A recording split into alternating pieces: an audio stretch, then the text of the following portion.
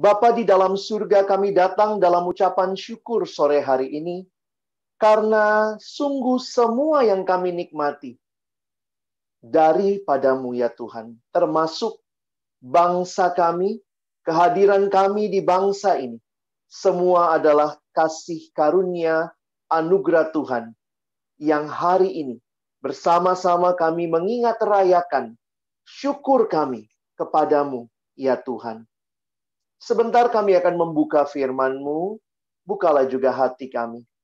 Jadikanlah hati kami seperti tanah yang baik, supaya ketika benih firman Tuhan ditaburkan boleh sungguh-sungguh berakar, bertumbuh, dan juga berbuah nyata di dalam kehidupan kami.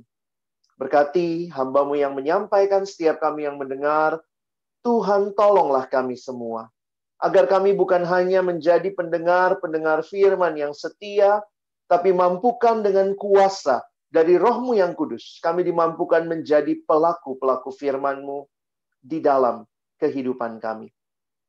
Bersabdalah ya Tuhan, kami sedia mendengarnya. Di dalam satu nama yang kudus, nama yang berkuasa, nama Tuhan kami Yesus Kristus, Sang Firman yang hidup, kami menyerahkan pemberitaan firman-Mu. Amin. Merdeka. Shalom. Bapak Ibu Saudara yang dikasihi dalam Tuhan Yesus Kristus, kita bersyukur buat kesempatan yang indah yang Tuhan berikan. Seperti yang saya katakan di dalam doa, bicara tentang syukur adalah sebuah kesadaran bahwa semua yang kita nikmati, sumbernya, asalnya dari Tuhan semata-mata. Hari ini sama-sama kita ingin merenungkan kebenaran firman Tuhan yang akan melandasi ucapan syukur kita. Firman Tuhan dalam Yesaya 60 yang menjadi tema dari kado bagi negeri, bangkit dan menjadi terang. Yesaya 60 ayat yang pertama dan ayat yang kedua. Bangkitlah, menjadi teranglah, sebab terangmu datang, dan kemuliaan Tuhan terbit atasmu. Sebab sesungguhnya kegelapan menutupi bumi, dan kekelaman menutupi bangsa-bangsa. Tetapi terang Tuhan terbit atasmu, dan kemuliaannya menjadi nyata atasmu. Saudara yang dikasihi Tuhan, Lembaga Alkitab Indonesia memberikan judul untuk perikop ini adalah Kemuliaan Sion yang akan datang. Ini merupakan pengharapan akan pemulihan yang Allah akan lakukan bagi Sion. Itu jelas kalau kita nanti membaca sampai kepada konteks seluruh Yesaya 60, bahwa ini adalah janji yang akan dialami oleh Sion. Anak-anak orang yang menindas engkau, dikatakan akan datang kepadamu dan tunduk, dan semua orang yang menista engkau akan sujud menyembah telapak kakimu. Mereka akan menyebutkan engkau kota Tuhan, Sion, milik yang Maha Kudus, Allah Israel. Saudara yang dikasihi Tuhan, melihat kepada realita yang akan dialami ini, menunjukkan bahwa Tuhan sendiri yang merindukan bahwa umatnya akan mengalami pembaharuan, akan mengalami tidak selamanya tinggal di dalam kekelaman. Dan rencana Allah yang indah ini juga rencana bagi dunia, bagi bangsa-bangsa. Sore hari ini dari ayat Yesaya 60 ayat 1 dan 2, saya ingin membagikan dua hal bagi kita dalam perenungan yang singkat ini. Yang pertama yang akan sama-sama kita lihat adalah kondisi dunia. Dalam konteks kita hari ini, kita merefleksikan kepada kondisi Indonesia. Dan satu kata yang kita bisa pelajari, kita bisa hayati, adalah tentang kegelapan. Saudara yang dikasihi Tuhan, kalau kita bicara kondisi, maka Yesaya 60 sekali lagi mengingatkan kita di dalam ayat yang kedua. Sebab sesungguhnya kegelapan menutupi bumi, dan kekelaman menutupi bangsa-bangsa. Saudara yang dikasihi Tuhan, menarik sekali untuk kita memperhatikan bahwa Alkitab memberikan kepada kita kacamata yang tepat untuk memandang situasi kondisi di sekitar kita. Saudara, kadang kita melihat dunia dengan segala kemajuannya luar biasa. Di mana-mana. Melalui perkembangan ekonomi, perkembangan teknologi, kita melihat luar biasa kemajuan yang terjadi di tengah-tengah dunia ini. Tetapi realita kegelapan yang disampaikan menjadi sebuah realita yang kita lihat dan saksikan bahkan di tengah kemajuan yang terjadi. Manusia telah jatuh ke dalam dosa, dan gambaran yang mengerikan yang diberikan oleh Alkitab memandang manusia di dalam dosa, bangsa-bangsa di dalam dosanya adalah gambaran kegelapan. Saudara, kegelapan menjadi bagian yang kita lihat di tengah situasi yang terjadi. Tidak mudah ketika kita memahami bahwa apa yang terjadi di sekitar kita merupakan realita dosa yang begitu mengerikan. Berbagai keterikatan yang dialami menunjukkan bahwa dosa seperti Paulus mempersonifikasi dosa, menggambarkan dosa seperti tuan yang memperbudak. Ada di bawah perbudakan dosa. Dosa membelenggu begitu rupa. Ada banyak hal tentunya di tengah bangsa ini yang kita sudah renungkan. Kemarin dalam diskusi kita melihat juga beberapa bagian yang dibukakan. Realita yang masih menjadi perjuangan kita. Karena masih banyak hal-hal yang memperbudak juga terjadi di bangsa kita.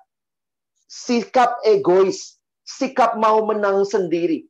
Hidup yang akhirnya menjadi hidup yang penting saya aman. Bodoh amat dengan orang lain.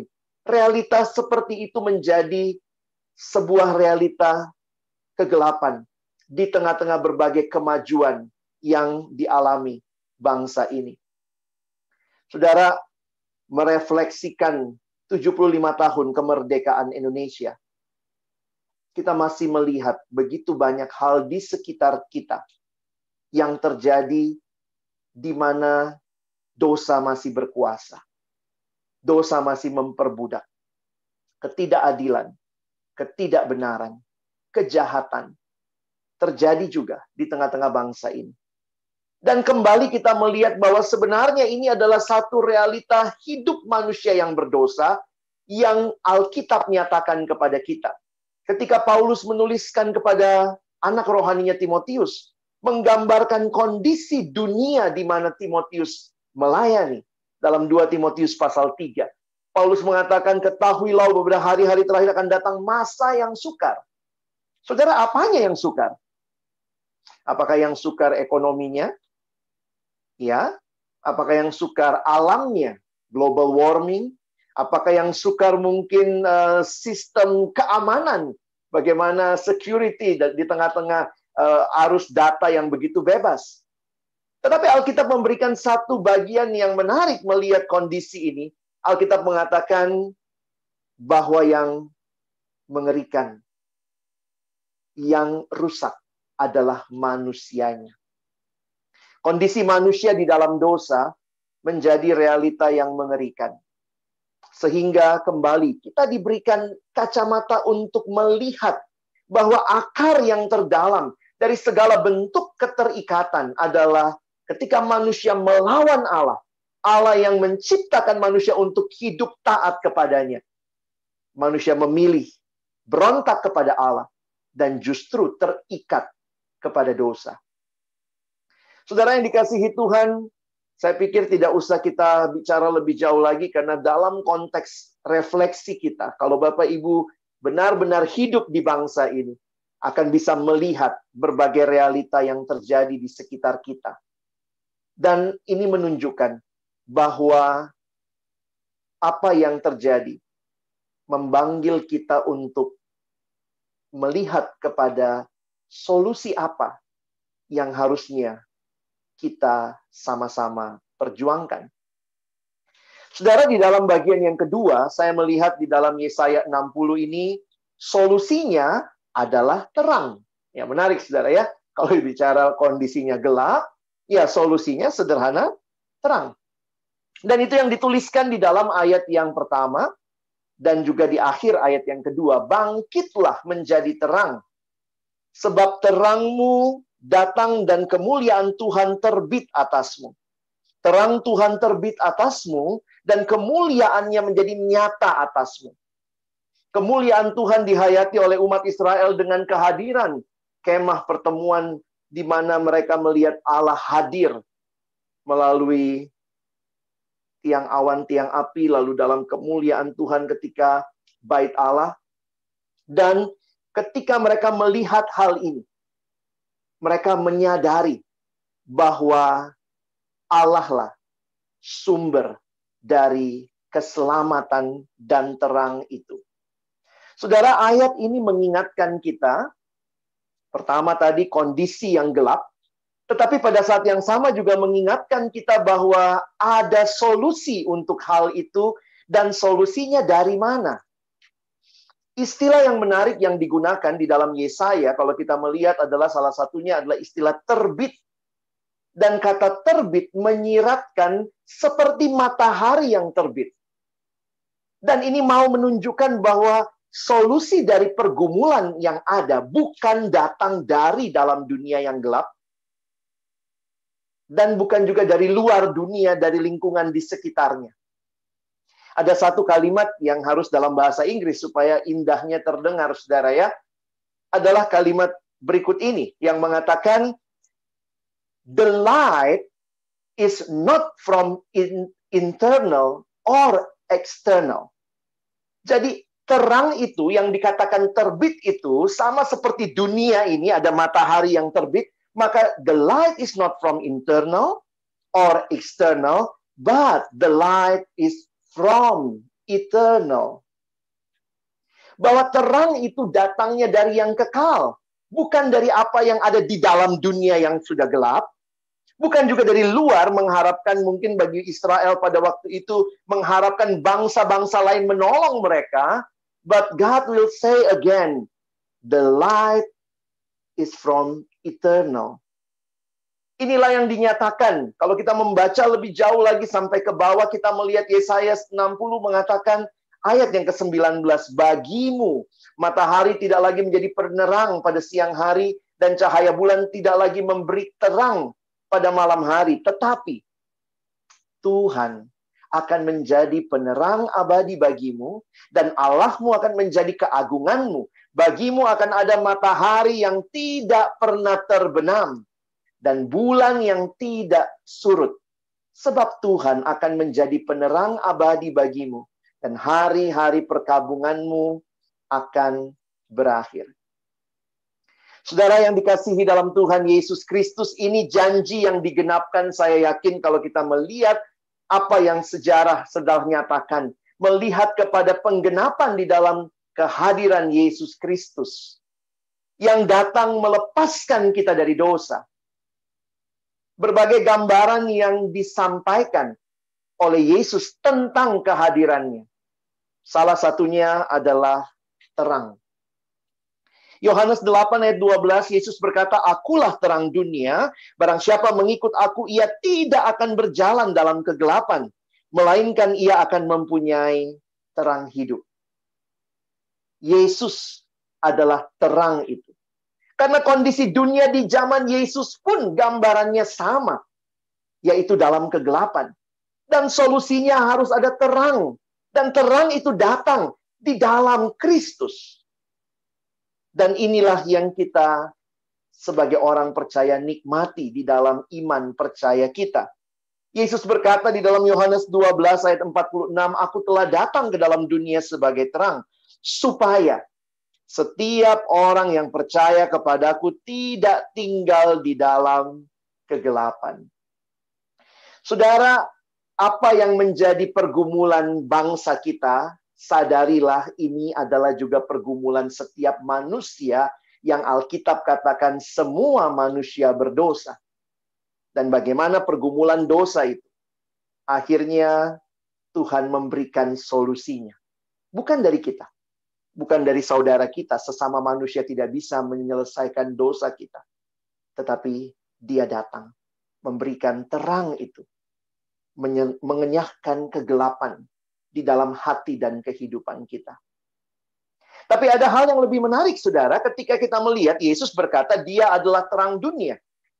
Akulah terang dunia, demikian kalimat yang Yesus sampaikan. Tetapi kemudian di dalam Injil Matius pasal yang ke-5, Yesus berkata, kamu adalah garam dunia. Jika garam itu menjadi tawar, dengan apakah ia diasinkan? Tidak ada lagi gunanya selain dibuang dan diinjak orang.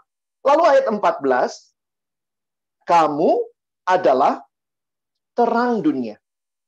Kota yang terletak di atas gunung tidak mungkin tersembunyi. Saudara, apa yang menarik dalam bagian ini?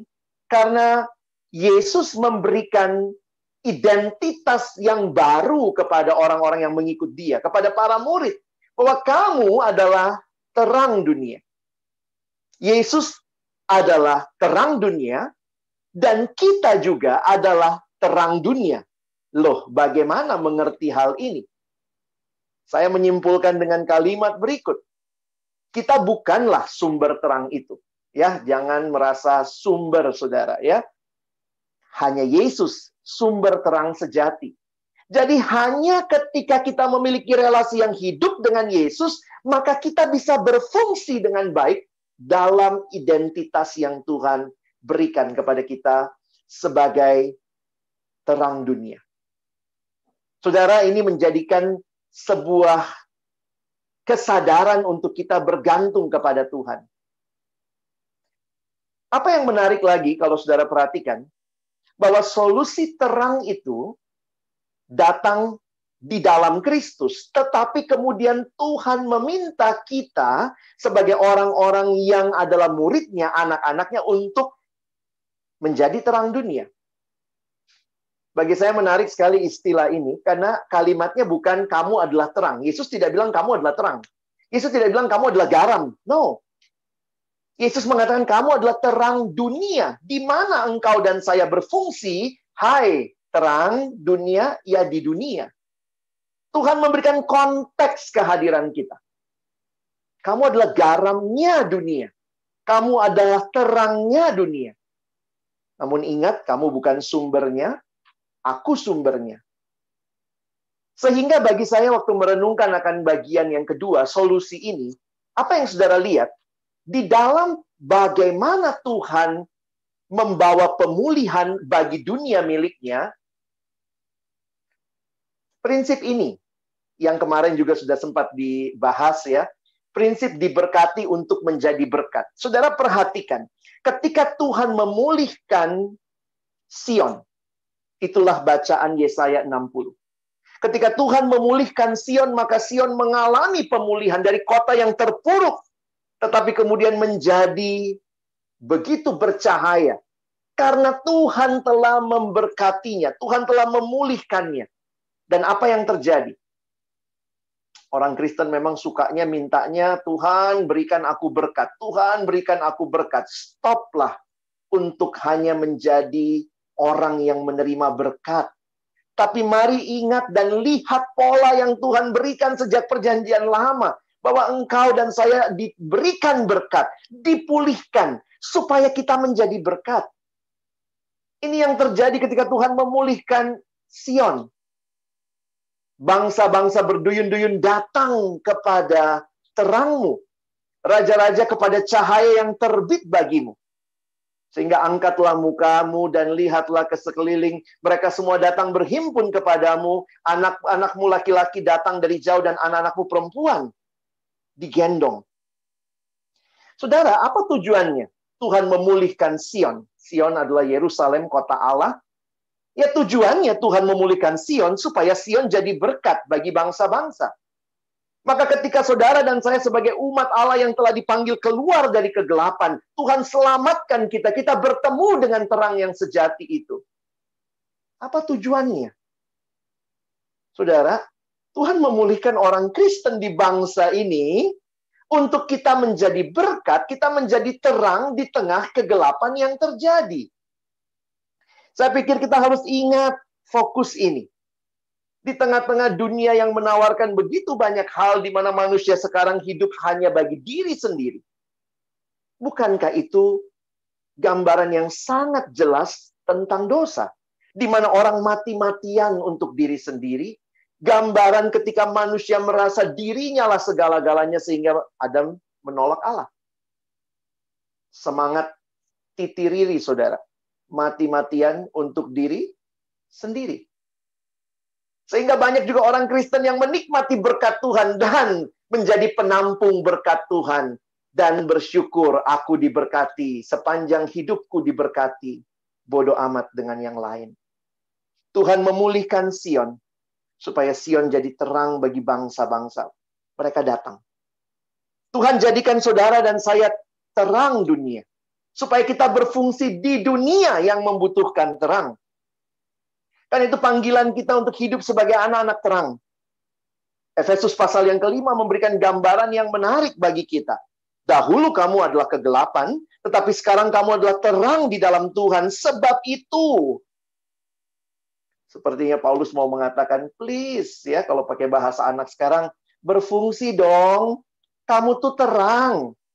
Sebab itu, hiduplah sebagai anak-anak terang. Kamu dulu kegelapan, sekarang sudah jadi terang. Belajar jadi terang. Hiduplah sebagai anak-anak terang. Karena terang hanya berbuahkan kebaikan, dan keadilan, dan kebenaran. Dan ujilah apa yang berkenan kepada Tuhan. Jangan turut mengambil bagian dalam perbuatan-perbuatan kegelapan yang tidak berbuahkan apa-apa. Tetapi sebaliknya telanjangilah perbuatan-perbuatan itu. Sebab menyebutkan sajapun apa yang dibuat oleh mereka di tempat yang tersembunyi telah memalukan. Tetapi segala sesuatu yang sudah ditelanjangi oleh terang itu menjadi nampak. Sebab semua yang nampak adalah terang. Saudara, kita dipanggil untuk hadir jadi anak terang. Di dalam bagian Filipi, Paulus mengingatkan kepada jemaat, supaya kamu tiada beraib dan tiada bernoda sebagai anak-anak Allah yang tidak bercela di tengah-tengah angkatan yang bengkok hatinya dan yang sesat ini, sehingga kamu bercahaya di antara mereka, seperti bintang-bintang di dunia. Saudara, gambaran ini sekali lagi mengingatkan kita. Masalah kondisinya gelap, solusinya terang. Dan Tuhan terlebih dahulu memulihkan saudara dan saya, supaya kita hadir, membawa terang itu bagi dunia. Saudara yang dikasihi Tuhan, bagaimana kita memaknai hal ini? Waktu kita merenungkan bangkit menjadi terang, alami kuasa Allah, alami keselamatan dalam Kristus, buka hati kita, terima Yesus sebagai satu-satunya Tuhan dan Juru Selamat. Dan ketika engkau dan saya mengalami terang itu, mari berfungsi menjadi garam, menjadi terang, hidup sebagai anak terang, hidup seperti bintang-bintang di dunia. Dalam cara belajar kita, kalau saudara adalah seorang siswa, apa yang engkau nyatakan? Tuhan, aku mau jadi terang. Aku mau bangkit jadi terang di tengah studiku. Aku tidak mau hanya belajar kalau mau ujian supaya bisa menjawab lalu dapat nilai saja. Tapi melihat bagaimana studiku ini aku relasikan dengan apa yang Tuhan mau bagiku di tengah bangsa ini.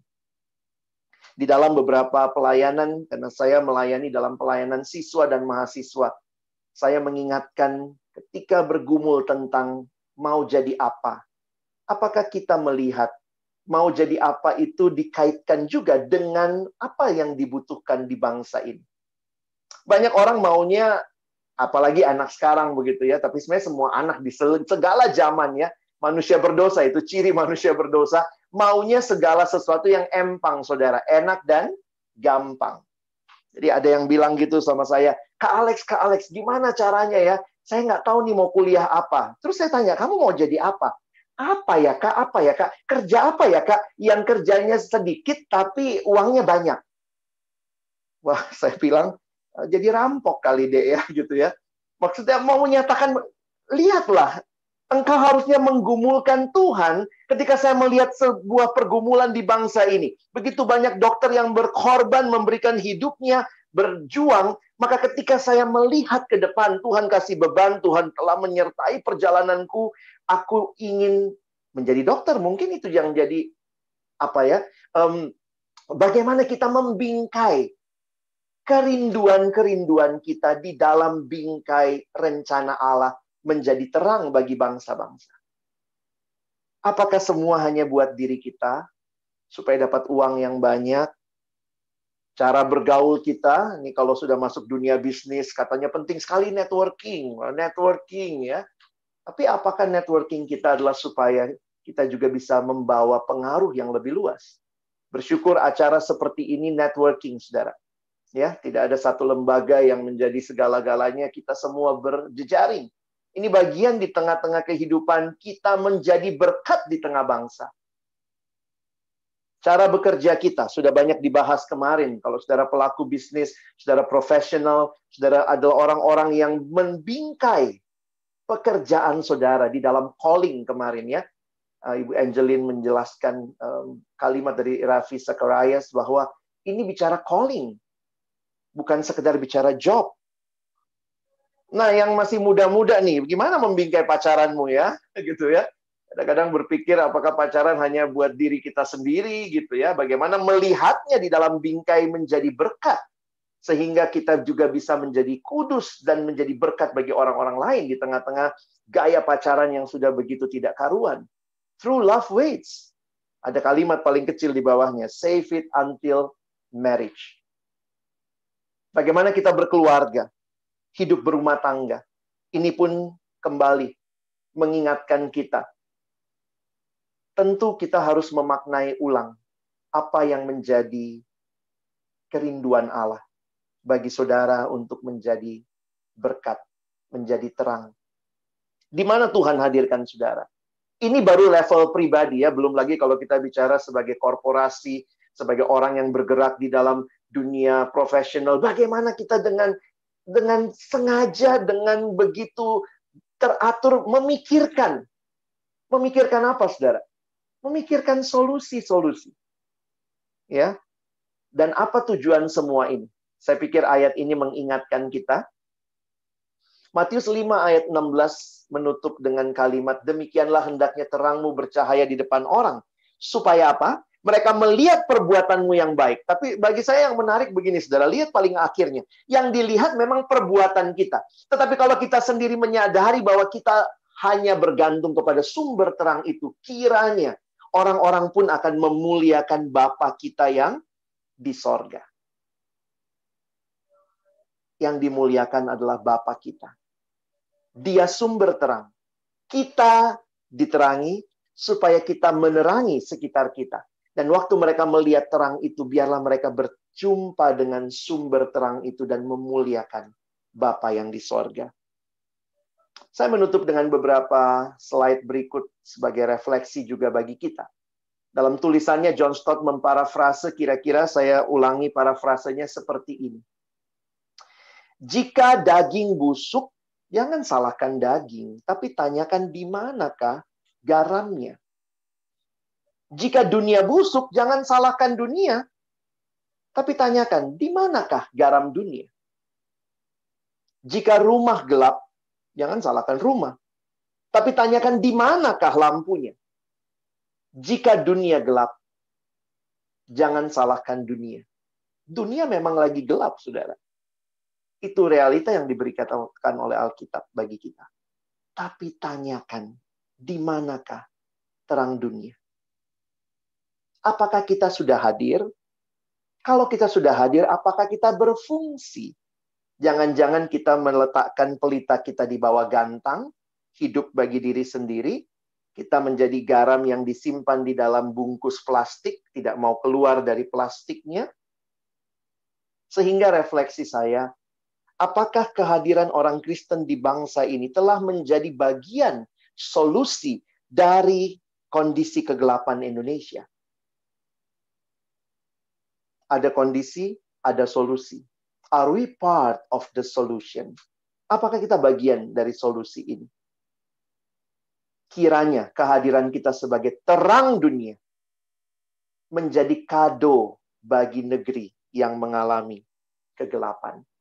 Saudara, ini refleksi yang saya pikirkan, saya renungkan. Pikir-pikir, apa sih kado yang Tuhan kasih buat Indonesia? Saudara dan saya yang sudah diterangi, yang sudah jadi terang dunia.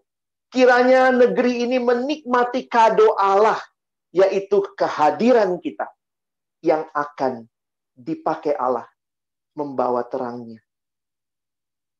Saudara, kadang saya berpikir, kenapa ya Tuhan menitipkan 3 hal yang dunia tidak punya kepada kita? Dunia tidak punya iman. Dunia tidak tahu lagi apa yang dipercaya. Dunia tidak punya pengharapan. Rasanya semua sulit diharapkan. Dunia tidak punya kasih. Kasih makin dingin. Tapi orang percaya, gereja Tuhan, anak-anak Tuhan, kita punya 3-tiganya. Kita punya iman kepada Tuhan, kita punya pengharapan, kita punya kasih. Mengapa Tuhan titipkan itu sama kita? Supaya kita di tengah dunia yang kehilangan iman, kita hadir membagikan iman yang teguh. Di tengah dunia yang kehilangan pengharapan, kita membawanya melihat kepada Tuhan sumber pengharapan. Supaya di tengah dunia yang tidak punya kasih ini, kita hadir membagikan kasih yang tulus. Itulah kado yang indah bagi negeri. Ketika orang yang diterangi Tuhan benar-benar bangkit dan menjadi terang. Kiranya Tuhan menolong kita semua yang akan berdoa hari ini, yang akan memohon kepada Tuhan. Bukan hanya memohon supaya bangkitkan bangsa ini, terangi bangsa ini. Tapi biarlah kita bisa berkata, Tuhan, jadikan aku kado yang indah bagi bangsaku. Menjadi solusi, bagian dari solusi untuk membangun bangsaku. Selamat mengisi kemerdekaan ini dengan bangkit dan menjadi terang. Merdeka. Mari kita berdoa. Bapa di dalam surga, terima kasih buat firman-Mu meneguhkan kami sekali lagi, termasuk di tengah kehadiran kami di bangsa ini. Kami sungguh bersyukur kami punya Allah yang telah memerdekakan kami, supaya kami pun membawa itu bagi saudara-saudara di sekitar kami. Allah yang telah menerangi kami, bukan supaya kami berhenti menikmatinya seorang diri, tetapi supaya kami berfungsi menjadi terang di dalam dunia ini. Tolong kami terus berpengharapan dan bergantung kepadamu, supaya kami semakin efektif dipakai di berbagai bagian. Apapun bagian kami, biarlah kami memikirkan semuanya bagi kemuliaan Allah dan jadi berkat bagi sesama. Kami bersyukur. Dalam nama Yesus kami berdoa. Amin.